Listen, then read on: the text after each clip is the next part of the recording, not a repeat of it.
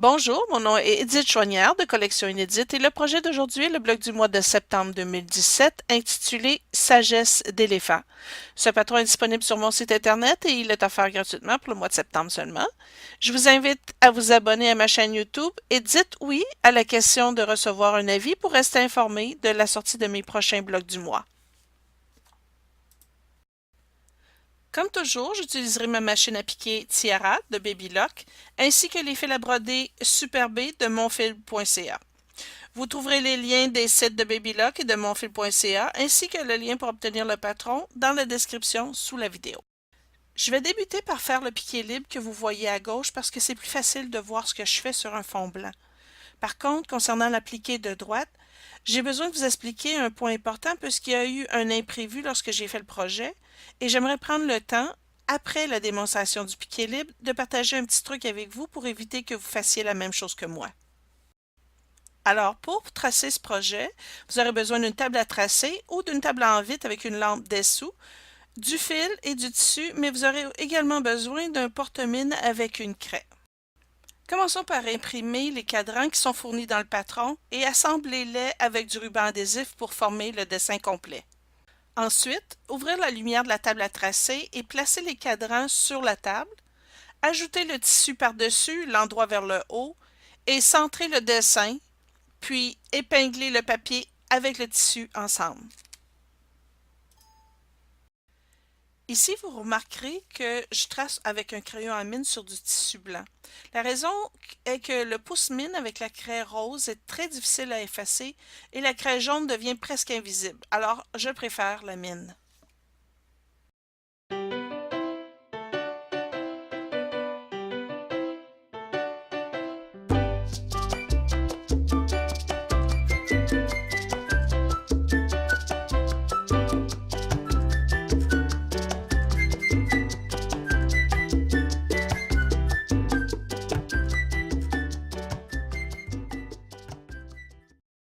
Bon, je tracerai pas tout le projet parce que ça serait beaucoup trop long, mais je pense que vous comprenez bien le principe. Ce design est un petit peu particulier pour moi parce que j'ai fait une erreur grossière en faisant mon piqué libre et j'ai décidé de la partager avec vous. Ça arrive quand on est trop excité et qu'on écoute les voix dans notre tête qui veulent passer par-dessus des étapes. Alors voici ce qui est arrivé.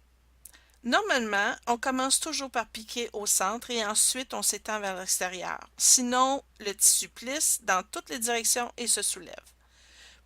Plusieurs d'entre vous le savez et je le sais aussi. Sauf que des voix dans ma tête m'ont convaincu d'utiliser le fil rouge brillant en premier. Ces voix-là ont utilisé le fait que j'étais excitée contre moi en me disant Ah, Edith, t'es tellement bonne, t'as pas besoin de commencer dans le milieu, t'es capable. On peut-tu commencer par les fils rouges, s'il vous plaît? Alors, je me suis laissé convaincre de commencer par les fils rouges. Laissez-moi vous dire que j'ai dû avoir une réunion du conseil d'administration en haut parce que c'était une très mauvaise décision. Je vous explique. J'ai commencé par les fils rouges dans les oreilles de l'éléphant et j'ai fait les deux oreilles avant même de faire le centre de la tête. Devinez ce qui s'est passé. Mon tissu a plissé et s'est soulevé. La leçon ici, c'est d'écouter la voix de la raison et non celles qui sont dans vos têtes. Alors vous allez commencer dans le milieu du visage de l'éléphant. Ensuite, vous allez faire sa trompe et le mandala dans son front et vous allez continuer vers l'extérieur.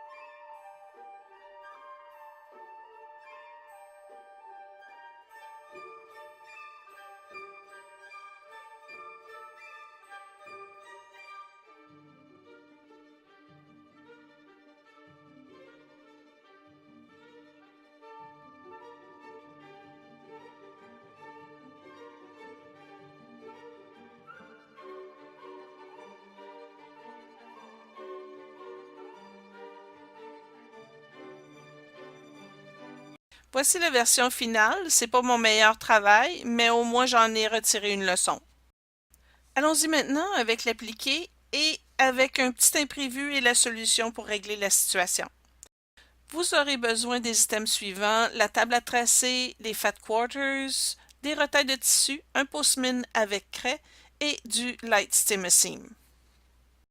Ensuite, vous devez tracer les appliquer sur du steam-a-seam, fusionnez-les sur le tissu avec votre fer à repasser et finalement, coupez tous les appliqués individuellement.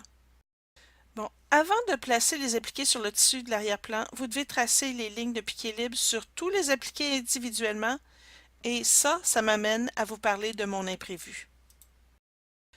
Je vais prendre ici l'exemple des oreilles de l'éléphant.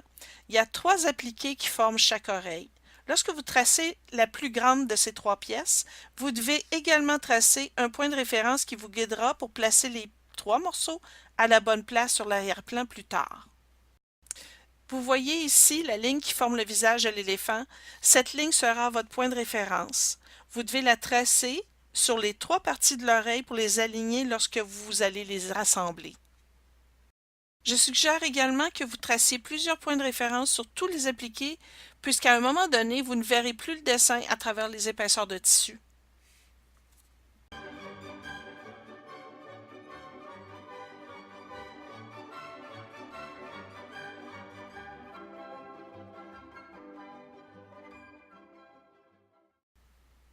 Voyez comment les points de référence aident à l'emplacement des appliqués qui forment l'oreille?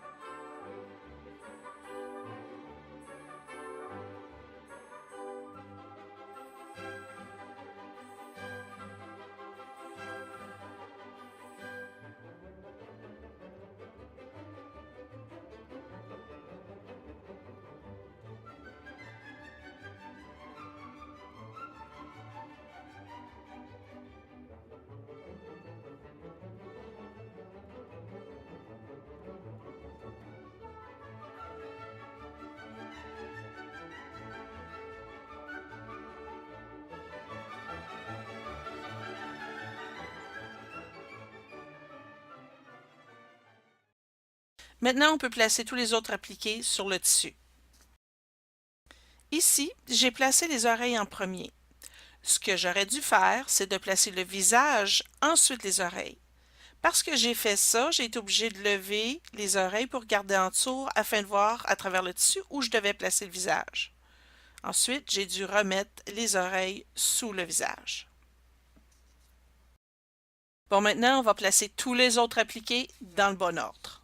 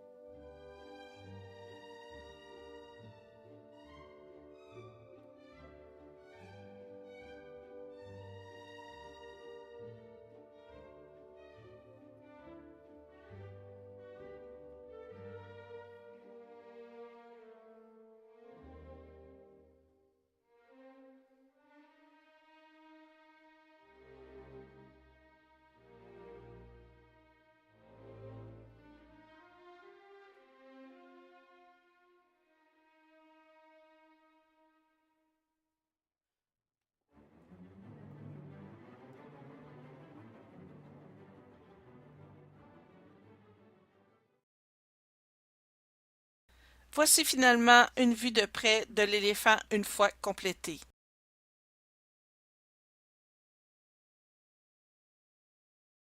Un gros merci à Babylock pour leur support, leur confiance et leur machine à piquer que j'adore. Et un gros merci également à monfil.ca pour leur magnifique fil à broder Super B que j'utilise dans tous mes projets. Je vous invite donc à aimer et à partager la vidéo et n'hésitez surtout pas à vous abonner à ma chaîne YouTube pour rester informé de tous mes nouveaux blogs du mois qui s'en viennent. Merci d'avoir été là et au plaisir de vous revoir très bientôt.